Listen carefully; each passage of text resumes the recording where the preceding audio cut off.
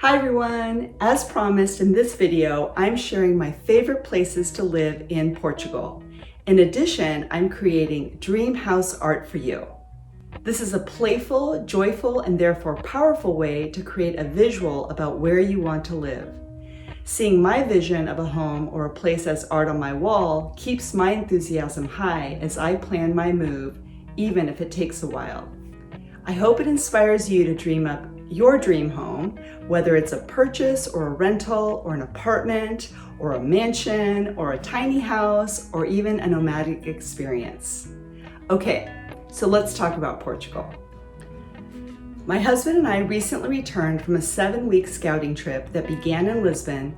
We traveled south to the Algarve, stayed in several cities and towns up the center of Portugal, as far north as Guimarães, over to Porto, and then down the Atlantic, visiting several places along the way back to Lisbon. Now, this is my personal opinion. The places that appeal to me may not be for everyone, but I'll do my best to describe why I chose the places that I did. I don't have a list of criteria, however, I prefer not to live in a place that gets very hot, and I do appreciate quiet. If a place lacked something like public transportation, it made up an appeal with a unique beauty that it offered. Portugal is a very beautiful country, and every city and town we saw was lovely in its own way. There are so many wonderful places to visit, and I'm excited to explore more.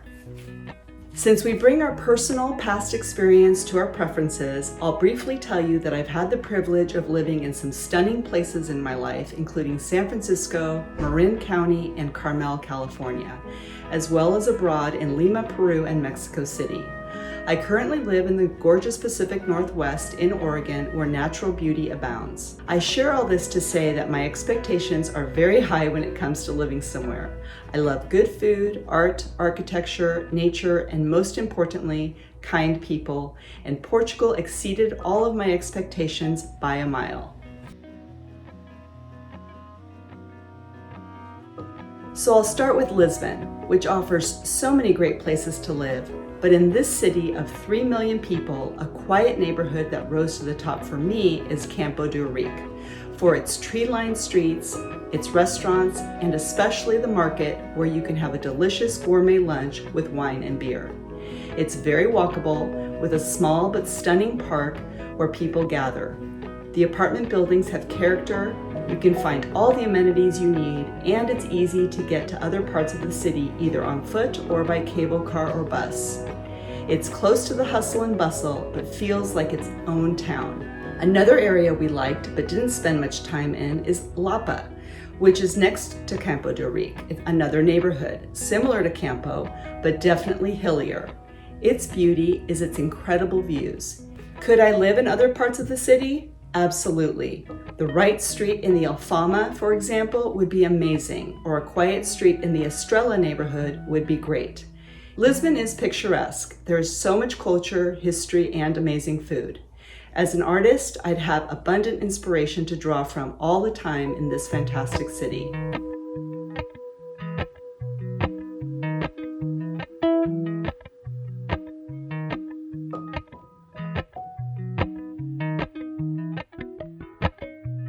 Appalachian sunrise meets my skin. Even with my eyes still closed, I can feel it coming in. Golden, golden, I'll follow only golden, golden, golden, golden things.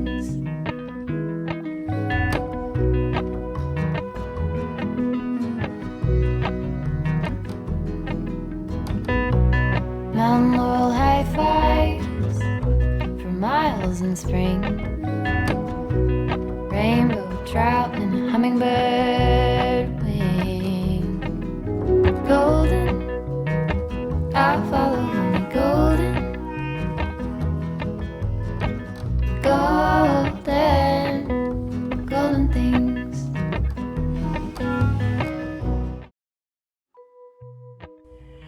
I could also live in Portugal's second largest city, Porto.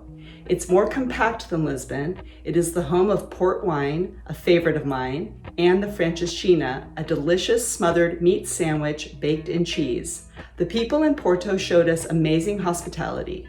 Please watch my Porto video for more on that. But where would I live? So if you don't follow expats everywhere, I recommend their YouTube channel because I was introduced by them to the neighborhood of Bonfim and also a town called Foz do Douro. Bonfim reminded us of neighborhoods that I was drawn to in Lisbon, less touristy and in the middle of the action. Foz do Douro pulled at my heartstrings because it's where the Douro River meets the Atlantic, so it has incredible natural beauty. It's quiet with a large park and quaint, colorful homes, and 10 minutes from the magical city of Porto. There are so many great beach towns along the central coast of Portugal, homes with big views of the Atlantic, towns nestled in picture-perfect bays.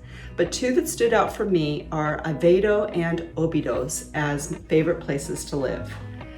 Less than an hour from Porto, but in its own beautiful world, my first impression of Aveiro was that it is touristy with its canal and boats, but a closer look revealed greater charm, pretty architecture, cleanliness, quiet, and 5-minute access to the vast beaches of Barra and Costa Nova.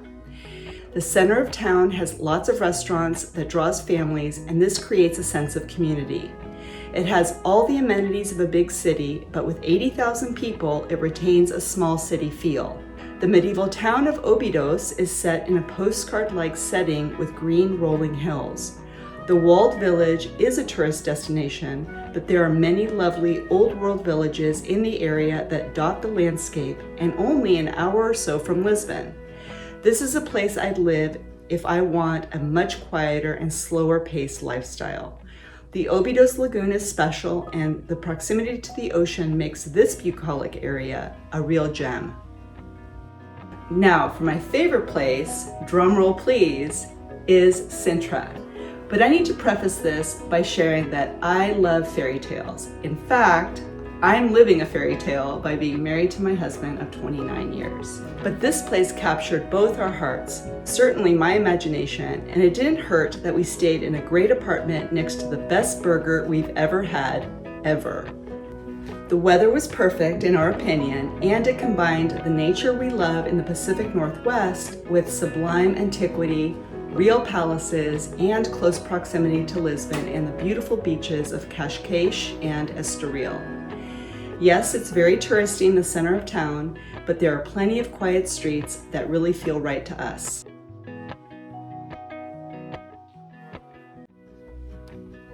Walk up the river by my son.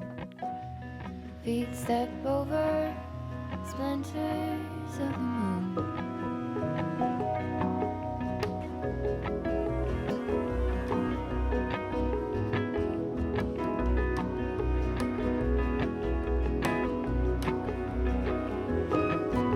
Golden, I follow only golden, golden,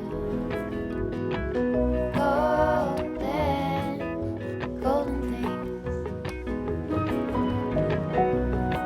Gold birds, gold string, gold words,